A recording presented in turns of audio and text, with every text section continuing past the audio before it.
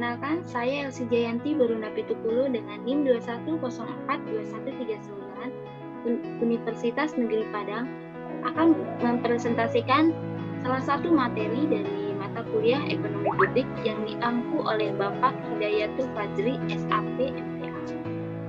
Itu yang berjudul Kegagalan Pasar dan Peran Pemerintah di dalam.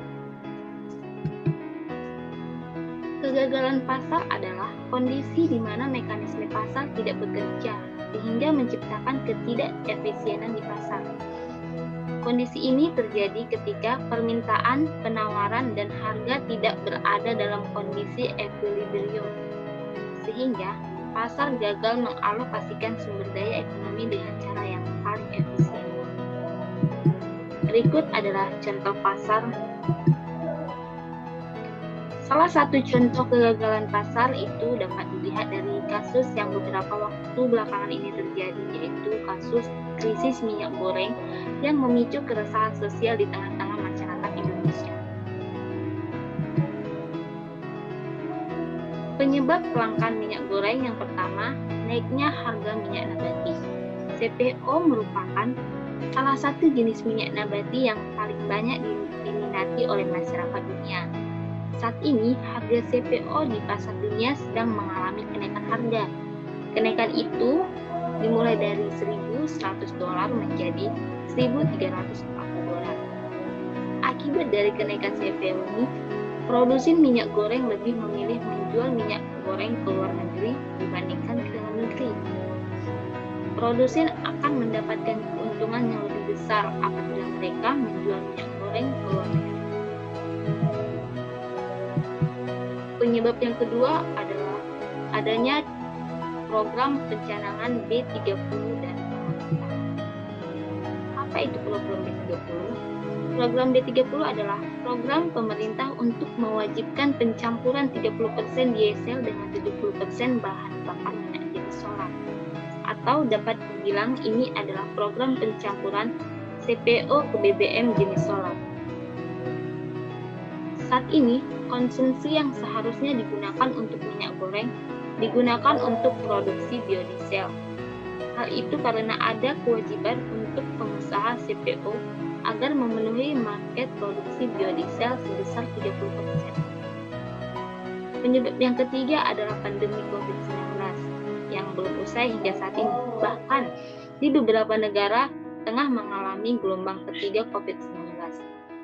Konsumen luar negeri yang selama ini menggunakan minyak nabati mulai beralih ke CPO, sehingga ada kenaikan permintaan di luar negeri terkait ekspor CPO.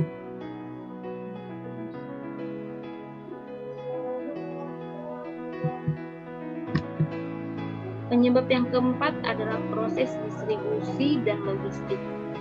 Hal penting ini juga tak lepas dari produsen minyak goreng yang hanya ada di beberapa daerah saja. Sedangkan proses distribusi minyak goreng dilakukan ke berbagai daerah Indonesia. Sementara, berkaitan dengan logistik, harga kontainer saat ini lebih mahal dari sebelumnya. Perkapalan juga mengalami kenaikan harga. Faktor itu mendorong harga kebutuhan minyak goreng mengalami kenaikan. Naiknya harga minyak goreng ini juga akan mendorong inflasi secara umum.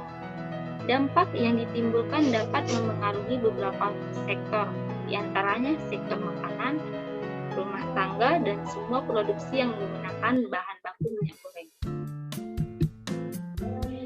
Ada 3 alternatif kebijakan pemerintah untuk atasi kelangkaan minyak goreng. Alternatif yang pertama yaitu dengan cara menaikkan pajak ekspor minyak goreng. Kebijakan perdagangan juga dapat dilakukan pemerintah dengan menaik turunkan kebijakan ekspor. Apabila kebutuhan dalam negeri masih kurang, maka pemerintah dapat menaikkan pajak ekspor sehingga mengurangi motivasi produsen domestik untuk mengekspor minyak ke luar negeri karena pajaknya yang tinggi. Sebaliknya, jika kebutuhan dalam negeri sudah terpenuhi, pemerintah dapat menurunkan lagi pajak ekspor tersebut, maka akan mendorong produsen melakukan ekspor ke luar negeri, sehingga tidak ada minyak yang menumpuk di dalam gudang. Selanjutnya, dengan cara relaksasi kebijakan biodiesel 30% atau program B30, Pemerintah dapat melakukan relaksasi atau pengenduran kewajiban produsen untuk memenuhi kebutuhan biodiesel 30%. Persentase biodiesel dapat dikurangi menjadi 20% selama masa gejolak kelangkaan minyak goreng terjadi. Jika dirasa masih kurang cukup, bisa diturunkan lagi hingga 15%. Cara yang terakhir yaitu dengan cara melakukan operasi pasar. Dalam jangka pendek, pemerintah dapat melakukan operasi pasar. Misalnya dengan melacak dari produsen harus memiliki kewajiban untuk mensuplai kebutuhan dalam negeri terlebih dahulu sebelum memenuhi kebutuhan ekspor.